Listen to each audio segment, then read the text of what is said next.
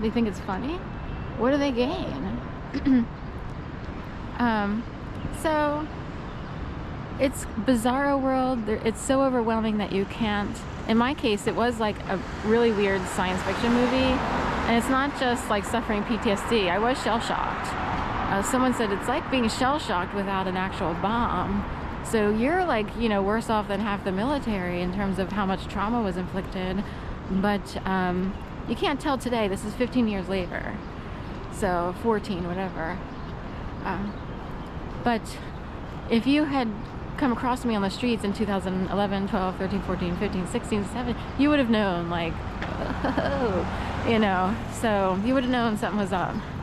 And see, like, they can inflict so much pain that they make their victims look like, feel like they're crazy when they're not crazy. I don't even believe in mental illness, because I think hurtful people keep inflicting pain, and that which causes someone to go a little bit crazy, you know what I mean? Like, kind of. The reaction of a victim is, to fight back or whatever.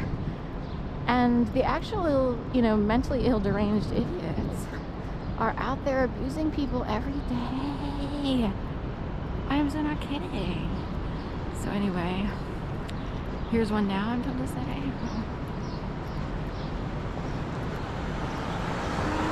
So I already know who she's supposed to look like, because there are certain family members and they all look the same.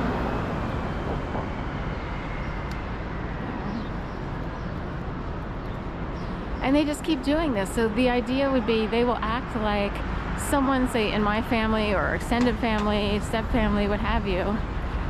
And they need to keep putting forth their attitude or their behavior, or eye roll. They minimize things. Eye roll, she must be mentally ill. You see, you never say that to someone who's hurting, especially if you already abuse them. So it's just further abuse for people to negate other people and say, oh, that's crazy. Technically, even Hillary Clinton did that to someone. I forget who she said it about. The thing is, I was experiencing something so bad that I totally understood what the other person was saying. I'm like, technically, it sounds like it's hard to explain all the levels of what goes on, but conspiracy is a normal thing, meaning two or more people who conspire to diminish the quality of life of another person. That's a conspiracy. Doesn't have to be aliens coming in the sky, or it could involve the entire government, but it doesn't necessarily mean like someone thinks, oh, the whole government is after me. It just means two or more people that could be your best friends in high school who are like, you know what, we're going to set her up to fail at an audition. That's a conspiracy, and technically warrant for a conspiracy charge. That's about it. All it takes is two or more people. How do you prove it?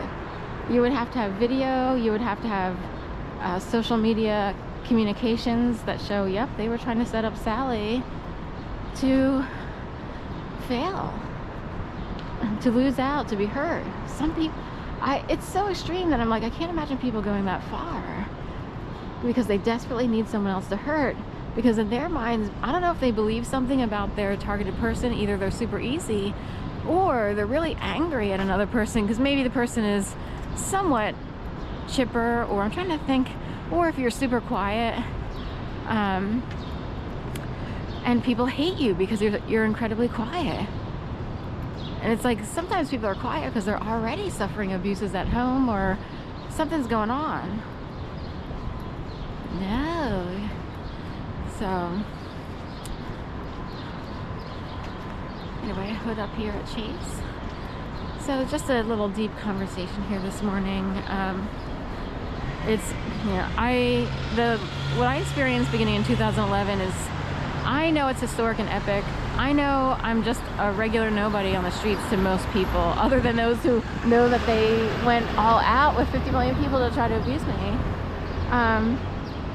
So I already know that, but in general, most people will be like, well, what's the big deal about you? That's the normal reasoning.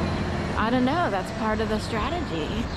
Part of the strategy is that if you were trying to show someone or convince them of what was going on, they would just be, you know, old school people who don't know any better would be like, well, there's nothing, you know, you should be fine, little girl, you know what I mean? Nothing's, you know, just keep your chin up. You're letting them hurt you. Imagine you're gang raped by 30 people. You let them hurt you. How would you feel? It's hard to explain. Like, there are people whose brains can't even imagine what that would feel like to be in that position. So there's a neat show here, but even better.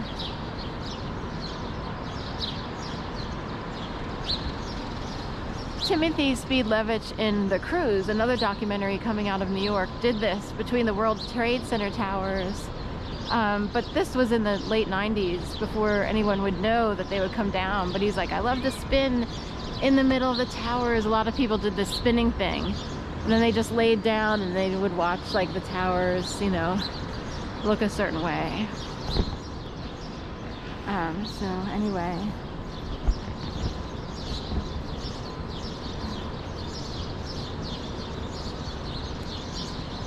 There was some cool like flags and crowds of people. They had imagery that almost looked like stuff they've put at Five Below on their awning, which you know, look under, but not much going on right now.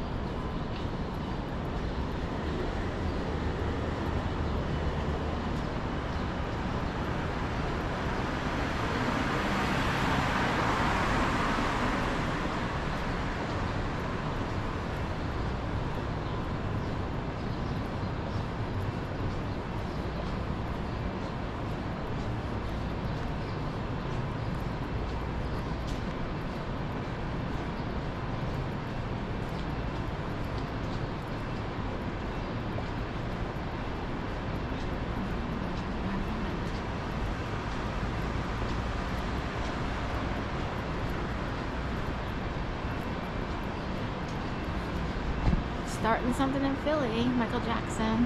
Gotta be starting something. Wanna be starting something. Gotta be starting something. Da-da-da-da. Da-da-da-da.